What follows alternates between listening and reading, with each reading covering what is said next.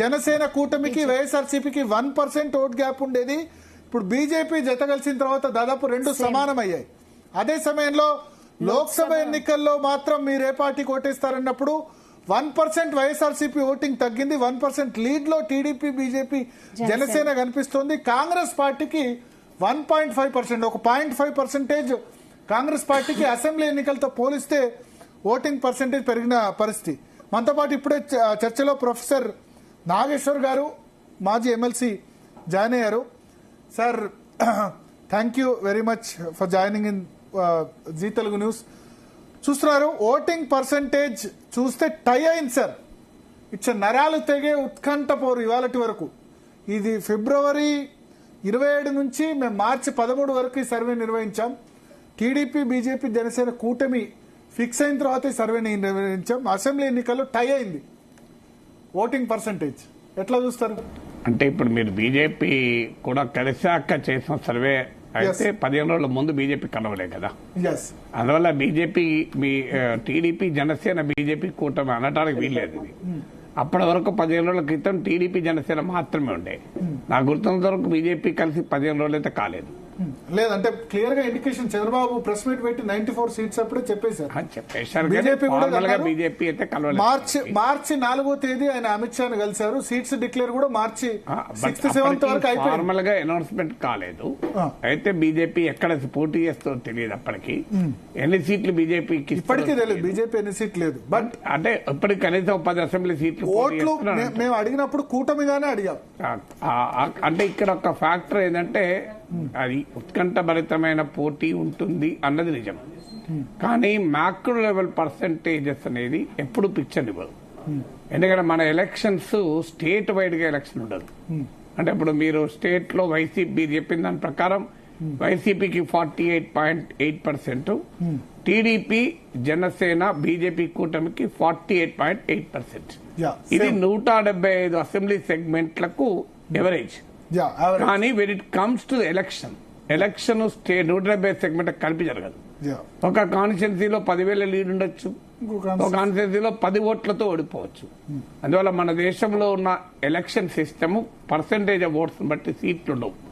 అందువల్ల మన దేశంలో election first past post system అంటాం గనక, దామాషా పద్ధతి కాదు, ప్రపోజల్ రిప్రజెంటేషన్ కాదు గనక when it comes to seat conversion challenging ఉంటుంది.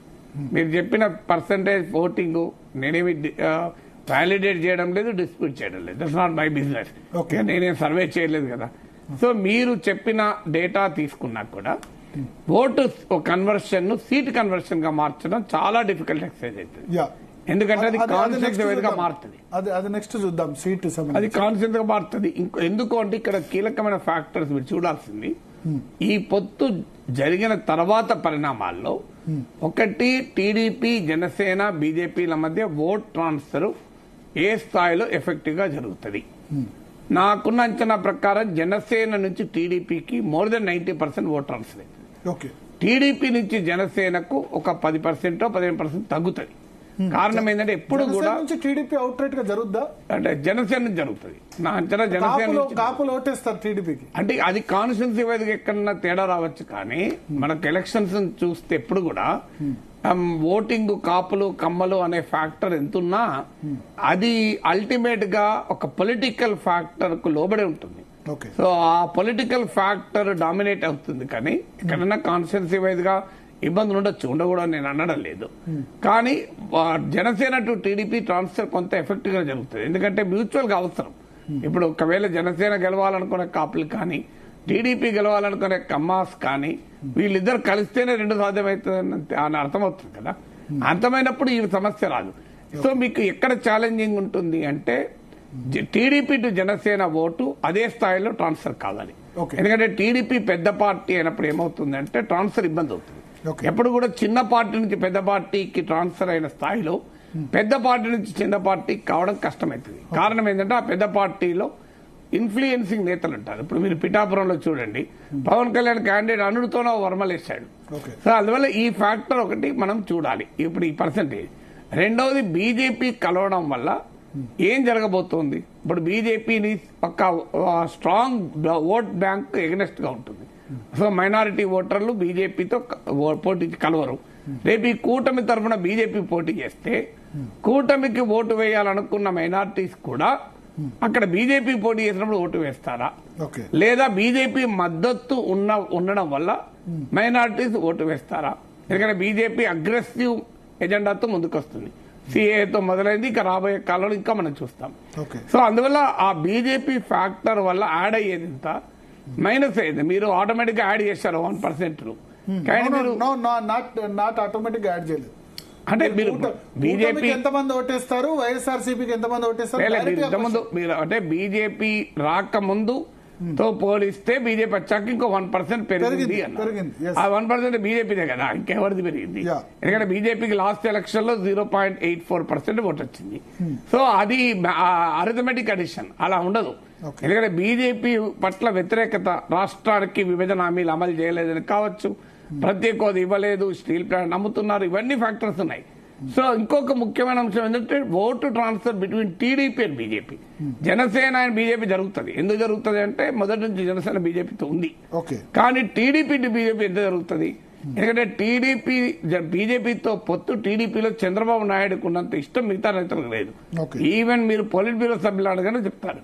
ఎందుకంటే జగన్ కి ఇంతకాలం 5 ఏళ్లు బీజేపీ సహకరించింది.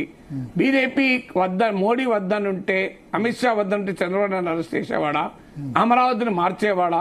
ఇవన్నీ తెలుగుదేశం నేతలు బహిరంగంగా టీవీ డిబేట్లో చెప్పింది, నేను కొత్త చెప్పింది ఏం కాదు. సో ఆ నేపథ్యంలో చూసినప్పుడు ఎంత ఎఫెక్టివ్ గా టీడీపీ ఓటు బీజేపీకి ట్రాన్స్ఫర్ అవుతుంది అనేది కూడా ఒక క్వశ్చన్ మార్క్. సో ఈ ఇఫ్స్ అండ్ బట్స్ అనేది ఇప్పుడు మనకు తేలాలి. పర్సంటేజ్ ఆఫ్ ఓట్స్ ఒకవేళ నిజమనుకున్నా బీజేపీకి ఓటు ఉంటే ట్రాన్స్ఫర్, బీజేపీకి ఉన్న ఓటు ఎంత 1% కదా, ఆ 1% కూడా ఎంత ట్రాన్స్ఫర్ అయితే క్వశ్చనబుల్ అవుతుంది. ఎందుకంటే నిన్నటి దాకా బీజేపీ టీడీపీ మధ్య వ్యతిరేకత ఉండి ఇవాళ ఒక్కసారిగా పార్టీలు కలిస్తే ఆటోమేటిక్ గా ఓట్ ట్రాన్స్ఫర్స్ కావాలని రూల్ లేదు. ఇప్పుడు మీకు 2009లో మీకు టీడీపీ లెఫ్ట్ టీఆర్ఎస్ కలిసింది, ఓడిపోయారు. 2004లో కాంగ్రెస్ లెఫ్ట్ టీఆర్ఎస్ కలిసి గెలిచారు. అందువల్ల ఎన్నికల్లో ప్రతిసారి ఒకే రకంగా ఉండదు కదా. అందువల్ల ఈ ఫ్యాక్టర్స్ మనకు తేలాల్సి ఉంది. ఎందుకంటే ఇంక ఎన్నికలు కూడా 2 నెలలు ఉన్నాయి. మీరు సర్వే జరిపిన నాటికి రేపు పోలింగ్ డేట్ కు మధ్య ఇవాళ ఎలక్షన్ షెడ్యూల్ కూడా వచ్చింది కనుక మీరు జరిపిన దానికి ఇప్పుడు మోర్ దెన్ 2 months ఉన్నాయి. 2 months ఇది వెరీ లాంగ్ పీరియడ్ కదా. ఎందుకంటే వివిధ సర్వేల ప్రకారం మీ national election studies, centre for study of developing societies study ప్రకారం 25 to 30% ఓటర్స్ పోలింగ్ డేనో అంతకన్నా ముందు కొద్ది రోజుల ముందు 8% పోలింగ్ డేనే డిసైడ్ చేస్తారని కూడా ఉంది. నేషనల్ ఎలక్షన్ చెప్పేది సిఎస్డిఎస్ నేషనల్ ఎలక్షన్ అండి. పర్సెంటేజ్ ఒకటి అటు ఇటు ఉండొచ్చు, but a significant number take a call on the polling day and before and few days before. అందువల్ల ఈ ఫ్యాక్టర్స్ అన్ని ఉన్నాయి, క్యాండిడేట్ల ఫ్యాక్టర్స్ ఉన్నాయి. ఇప్పుడు ఒక పార్టీ నచ్చినా క్యాండిడేట్ నచ్చకపోవచ్చు, ఒక పార్టీ నచ్చకపోయినా క్యాండిడేట్ నచ్చచ్చు. తర్వాత మీకు ఇక్కడ కాంగ్రెస్ పార్టీ మీరు 1%, 1.5% ఇచ్చారు. వైసీపీకి టీడీపీకి మధ్య 1% తేడా ఉన్న చోట మీకు, ఎందుకంటే 2014లో వైసీపీ టీడీపీ మధ్య తేడా 2%. టీడీపీ 2% ఓట్ల తేడాతోనే గెలిచింది. తెలంగాణలో కాంగ్రెస్ పార్టీ బీఆర్ఎస్ పైన 2% తేడాతో గెలిచింది. సో కొన్ని కాన్స్టిట్యున్సీలో 1% తేడా ఉన్న చోట కాంగ్రెస్ లెఫ్ట్ అలయన్స్ గా ఇప్పుడు కలుస్తోంది. వీరికి వచ్చే 1%, 2% that can make a lot of difference. ఎందుకంటే వాళ్ళు అప్పుడు ఎవరు కాంగ్రెస్ కు 1.1% వస్తుంది. 1.1 లెఫ్ట్ పార్టీస్ కూడా కలుస్తున్నాయి. ఇప్పుడు కాంగ్రెస్ లెఫ్ట్ కూటమి ఏర్పడుతుంది. సో అది 1% 1.5 కాంగ్రెస్, ఇతరులు 1.3. సో లెఫ్ట్ పార్టీలు ఇవన్నీ 1.5 నోటా కూడా ఉంటుంది. నోటా పక్క పెట్టిన 1.5 ఉంటుంది కదా. ఈ 1.5% can make a difference in some constituencies కదా. అంటే అది వాళ్ళ ఓటు ఏది వైసీపీ నుంచి వచ్చిన ఓటా, వైసీపీ వ్యతిరేక ఓటా. ఒకవేళ వైసీపీ జగన్ అనుకూల ఓటు తీసుకున్నారనుకోండి వైసీపీ నష్టం, లేదు ప్రతిపక్ష ఓటు తీసుకున్నారనుకోండి ఆ మేరకు జగన్ లాభం అవుతుంది. సో ఈ ఇఫ్స్ అండ్ బట్స్ కూడా ఉన్నాయి ఈ పర్సెంటేజ్, ఓవరాల్ పర్సెంటేజ్ బట్టి చూస్తే. సో దీన్ని బట్టి సీట్, మీరు చెప్పిన దాన్ని బట్టి సీట్స్ కూడా డిసైడ్